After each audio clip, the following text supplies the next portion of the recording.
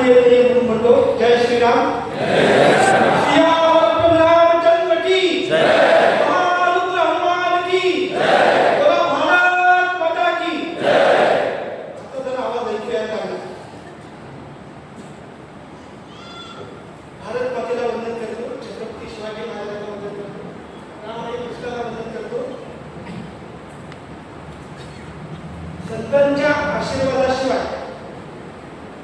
हिंदू धर्माचं कुठलंही पवित्र कार्य होऊ शकत नाही.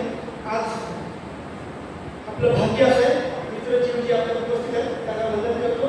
रामकृष्ण हरी. वारकरी समाजाचे सर्व आदरणीय महाराज करतो. आदरणीय कार्यकर्ते सैनाजी शिखंडे त्यांनाही वंदन करतो. आणि त्यांचा उद्देश हिंदू भूषण अधिवक्ता दीपक गायकवाड त्यांच्यापुढे माझ्या बोलण्याला सुरुवात करतो. काही लोकांना आपण सांगितलं असेल हिंदूंचं एक संमेलन आहे, आपण जाऊया. संमेलन झालं की मोठ्या संख्येने लोक उपस्थित राहतात. काही लोक येत नाही, ते हिंदू असतात पण येत नाही. त्यांचं म्हणणं असं असतं की आम्हाला हिंदू असणं पसंत आहे, पण तुम्ही लोक जे सगळे हिंदुत्व म्हणता ना ते आम्हाला पसंत नाही. आम्ही हिंदू असल्याचं मान्य करतो, पण हिंदुत्व जे आहे ते आम्हाला मान्य नाही. मला प्रश्न पडतो, खरंच हिंदू आणि हिंदुत्व हे एकमेकांपासून वेगळं काढता येतं का हो?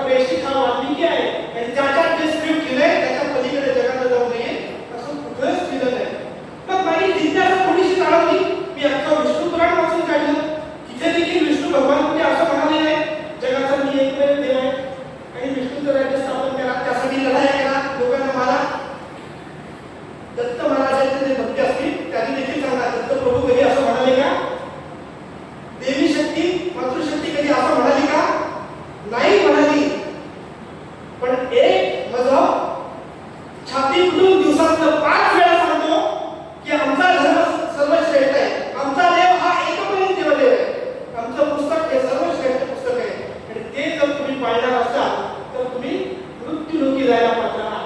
आपली लढाई या प्रवृत्तींविरुद्ध आहे. धर्माविरुद्ध अधर्माची लढाई आहे. हे धर्मयुद्ध आहे. ते आपल्या प्रत्येकाला लढलंच पाहिजे, अन्यथा जगात आपण टिकू शकणार नाही. मी अतिशय जबाबदारीने आपल्यासमोर सांगतो की एखाद्या देशावरती होणारा दहशतवादी हल्ला परवडला, पण धर्मांतरण परवडत नाही. धर्मांतरण झाल्यावरती दहशतवादी हल्ला झाला आणि 10 लोक गेले अशी जेव्हा बातमी आपण बघतो तेव्हा हिंदू 10 ने कमी होत असतात. पण 10 जणांचं धर्मांतरण होतं तेव्हा 10 कुटुंब आपल्या विरुद्ध जातात, आपल्या विरुद्ध काम करायला लागतात. त्यामुळे तुमच्या मनामध्ये दहशतवादाविरुद्ध जेवढी जीव आहे ना, त्याच्याहून जास्ती जीव या धर्मांतरणाविरुद्ध असली पाहिजे. आणि हे जर धर्मांतरण महत्त्वाचं असेल तर राम भक्तांचं सरकार पुढची 25 वर्ष केंद्राच्या सत्तेत असलंच पाहिजे. मी बिलकुल राजकीय भाषण करत नाही, समजून घ्या. तुम्ही विठोबाच्या मंदिरात जा, त्र्यंबकेश्वरला जा, अजून कुठे जा, हौशे नवशे गवशे लोक असतात. त्याला अशी इच्छा असते की इकडे आलो तर काहीतरी इतर लाभ पण व्हावा. पाकिटमान घुसतो आणि त्याला इच्छा असते की काही सापडते का बघूया. त्याला भीती वाटली पाहिजे ना, शंकराची भीती वाटली पाहिजे, रामाची वाटली पाहिजे, विठ्ठलाची वाटली पाहिजे. त्याला कोणाचीच भीती वाटत नाही. त्याला भीती वाटते कायद्याची. पाकिट मारणार तितक्यात समोर सीसीटीव्ही दिसला की तो हात मागे येतो, गुमान मागे उभा राहतो. त्यामुळे आपण कितीही परमपवित्र विचारांचे असलो तरी ते विचार सुरक्षित राहण्यासाठी चांगले कायदे निर्माण झाले पाहिजे. आणि हे कायदे जर भविष्यात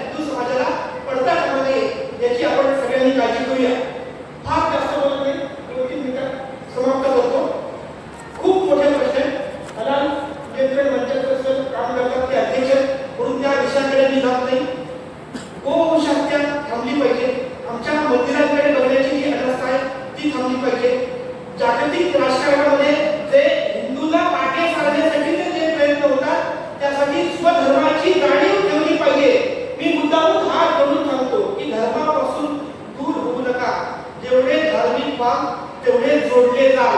धर्म राष्ट्राला जगाला जोडण्याचं काम करतो. वसुधैव कुटुंबकम म्हणणारे आपण आहोत. धर्म जोडतो, मजहब आणि रिलिजन हे तोडण्याचं काम करतात. मजहबमुळेच पाकिस्तान बांगलादेश वेगळे झाले.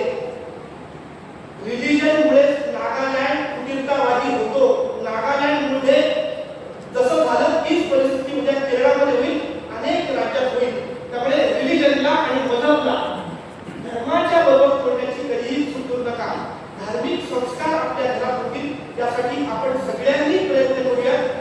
अनेक समस्या आपल्या समोर आहेत, जागतिक दर्जाच्या आहेत. आपण पुढे पडू की नाही इतक्या मोठ्या आहेत. म्हणून अनेकदा हिंदू संमेलनामध्ये किंवा हिंदू समाजासमोर भाषण करताना मी एक कथा सांगतो. तेवढी कथा सांगून आजच्या बोलण्याला विराम देतो. कथा साधी सोपी पंचतंत्रातली आपल्याला सगळ्यांना माहिती असलेली असेल कदाचित, ती जरा नीटपणे आठवा. एक मोठं जंगल असतं आणि त्या जंगलाला आग लागते. इतकी भीषण आग असते की मोठमोठे वटवृक्ष जळायला लागतात. वाघ, सिंह, हत्तीसारखे प्राणी पळायला लागतात. छोट्या मोठ्या प्राण्यांची काय अवस्था झाली असेल. त्या जंगलाच्या बाजूला एक छोटासा तलाव असतो. एक चिमणी, गंमत बघा कशी ती चिमणी जाते तलावामध्ये, चोचीत पाणी घेते आणि ती महाकाय पसरलेली जी आग असते ना त्याच्यावरती टाकण्याचा प्रयत्न करते. एक दोन कावळा बघता हे सगळं बघत असतो. सेक्युलर असेल, पुरोगामी असेल त्यावेळेस म्हणजे जीव नाही गॉर्डननी काय तू मूर्खनी काय तू आग बघ केवढी मोठी आहे. तुझा जीव केवढा, त्याची चोच केवढी, त्याच्यात पाण्याचा थेंब केवढा राहतो. तुला असं वाटतं का तुझ्या प्रयत्नांनी हा आग भिडणार आहे म्हणून? ती जे जीव नाही उत्तर देते ना ते नीट लक्षात घ्या आणि तसं वागण्याचा प्रयत्न करा. ती असं म्हणते, केवढा दादा मला खरंच माहिती नाही माझ्या प्रयत्नातून आग विझेल का आपण आधी भस्मसात होऊन जाऊ. पण मला एक नक्की माहिती आहे 5-25 वर्षानंतर या आगीचा इतिहास दिला जाईल आणि या आगीचा इतिहास जेव्हा दिला जाईल तेव्हा माझं नाव आग लावणाऱ्यांच्या यादीमध्ये नसेल तर आग विझवणाऱ्यांच्या यादीत असेल. त्यासाठी मी प्रामाणिक प्रयत्न करते. त्यामुळे प्रत्येक हिंदूनी आज संकल्प घेऊया की जगात काय होईल ते माहिती नाही, पण आमच्या कर्जत तालुक्यातली एकही गोमाता कत्तल झाल्यात जाणार नाही. आमच्या कर्जत तालुक्यातली एकही मुलगी लव जिहादला बळी पडणार नाही. मुलं सांभाळत नाही म्हणून आमच्या कर्जत तालुक्यातला एकही वृद्ध माणूस हा वृद्धाश्रमात पडणार नाही. ज्याच्या घरी संध्याकाळची शुभमकरुणी होत नाही असं कर्जतमधलं हिंदूंचं एकही घर राहणार नाही. विषयाचा विस्तार अधिक करता येईल. तुम्ही सगळे सुज्ञ आहात. धर्माचरण म्हणजे काय तुम्हाला कळलं ते करण्याचा प्रामाणिकपणे प्रयत्न करा अशी आपल्या सगळ्यांना विनंती करतो आणि माझ्या वाणीला विराम देतो. सियावत रामचंद्र की जय.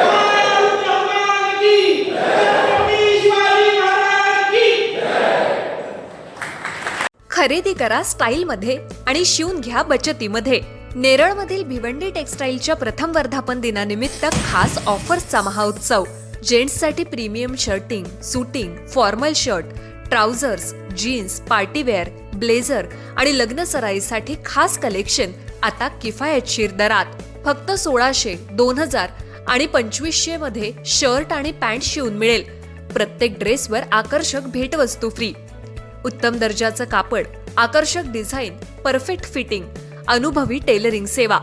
लग्न सराई, वाढदिवस, पार्टी, ऑफिस किंवा रोजच्या वापरासाठी शर्ट पॅन्टचे आकर्षक कलेक्शन आता तुमच्या बजेटमध्ये. Bhiwandi textiles, Yuvraj residency, Neral Kalamb road, light house शेजारी, नेरळ. 9271448170. भिवंडी टेक्सटाईल. कमी खर्च, उत्तम पेहराव आणि परफेक्ट फिटिंगचा विश्वास.